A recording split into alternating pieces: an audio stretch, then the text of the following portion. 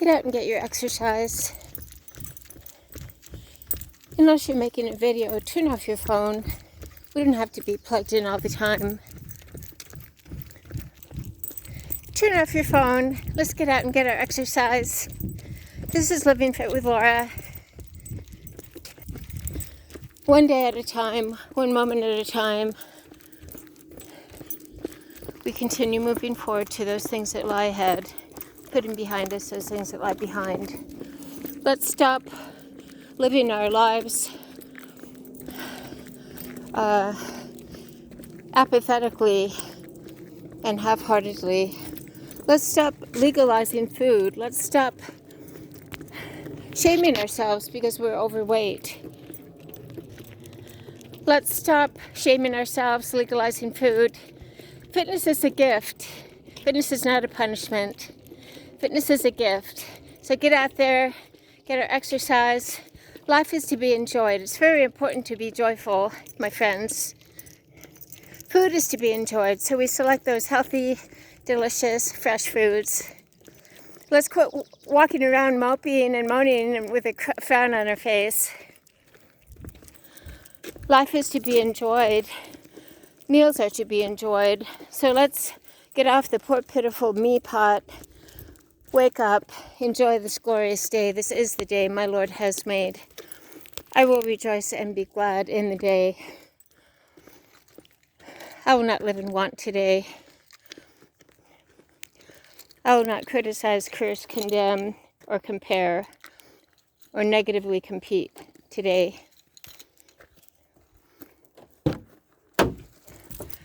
I will stop living in the little me bubble and having a pity party picnic for one.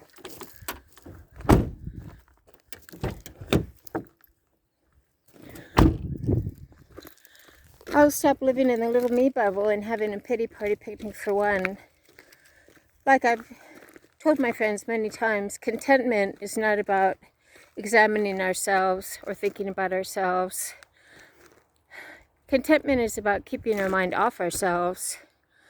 What can I do for someone else? When we feel blue, when we feel depressed, when we are stuck in grief, I am very much grief-stricken about the passing of my mother.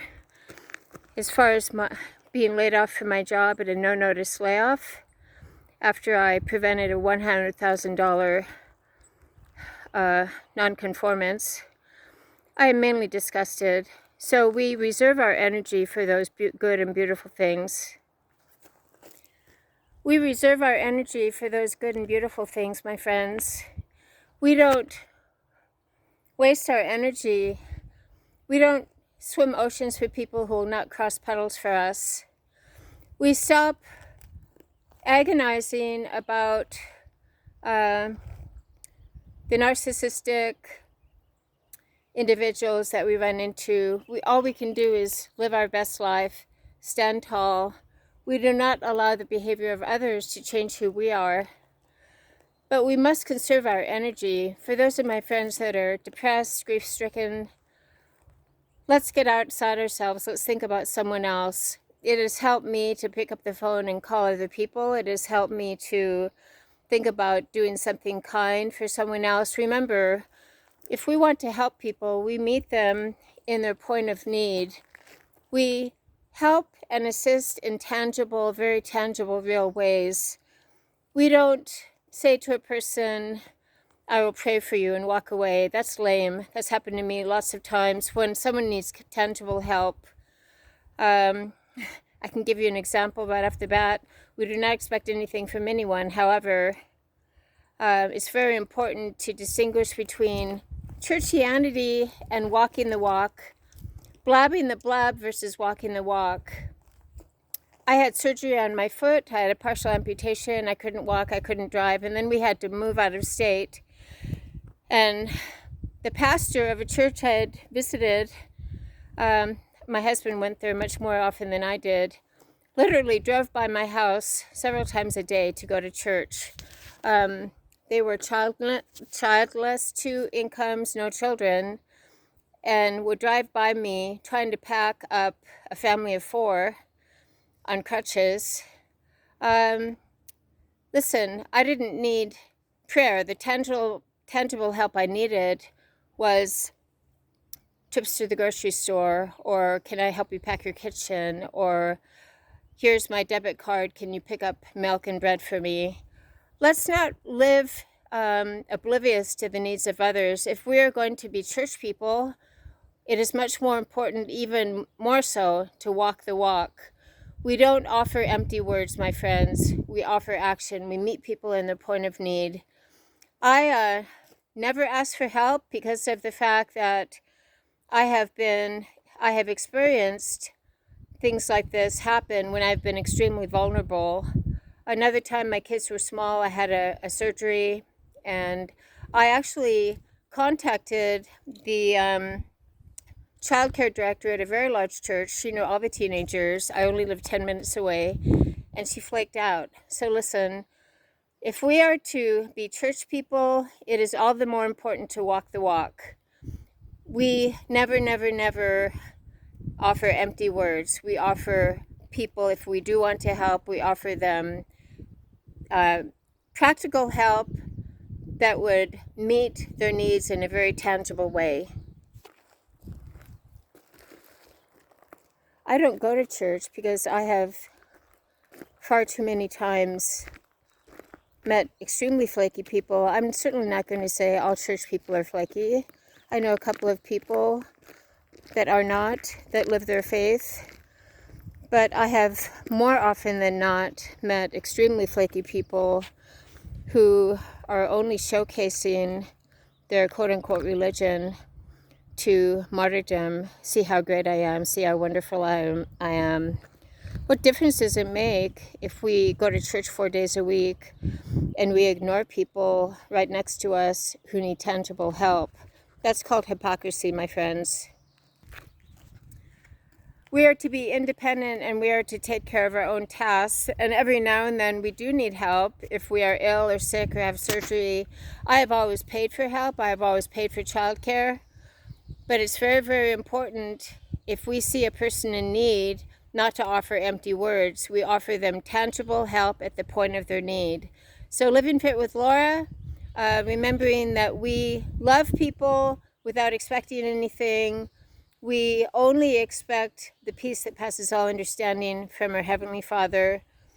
If we do go out on a limb, which a couple times in my life I have, when I've had surgery, to ask for help when my kids were small and I was flaked out on, that only gives me data and information about the fact that this individual who is showcasing her religion and going to church 4 days a week has not integrated what she speaks into her life by her behavior. Jesus helped people at the point of their need. He did not just talk. He ministered to people at the point of their need. So let's talk less and do more. Let's get our exercise. Let's live what we talk. We walk the walk. And let's be very careful about what we say, because if we're blabbing that we're quote-unquote religious and we're very involved in our church, churchianity is what I call it, then we are to hold ourselves even more so to a high standard, because people are watching us. I love Jesus. I walk with Jesus. I do not trust quote-unquote Christian people for the reason I've said. I'm very disgusted and disappointed with churchianity. I am not bashing all churches, but I am saying that I believe a church is a place where we worship our Savior, not worship other people. It needs not to be more a place of a socializing or martyrdom where we are missing the point. We're missing the point when we follow Jesus. When we follow Jesus, we are dying to ourselves and we are wanting to do the will of our Lord. Jesus wants us to love and help other people in their point of need. Jesus wants us to forgive. Jesus wants us to love our enemies. Jesus wants us to only worship him, not people, not places, not things. Jesus wants us to forgive ourselves. And the reason is we cannot live well and be a blessing to other people if we're distracted with shame, guilt, regret, and remorse. We must not be distracted with shame, guilt, regret, and remorse. That is why we must forgive ourselves. The only way we can forgive ourselves is to remind ourselves that our God, our Father, our Prince of Peace, has forgiven us as far as the east is from the west. What is sin? Sin is separation from God. Separation from God will be obvious to us because we lack peace. We lack the peace that passes all understanding. When we are separated from God, we will know, it will be obvious because we will be me-centered, poor pitiful me. We will be recounting disappointments from our past. We will be expecting things from other people. We will be disappointed and dismayed at the behavior of other people who we think are our friends that are actually very, very focused into themselves.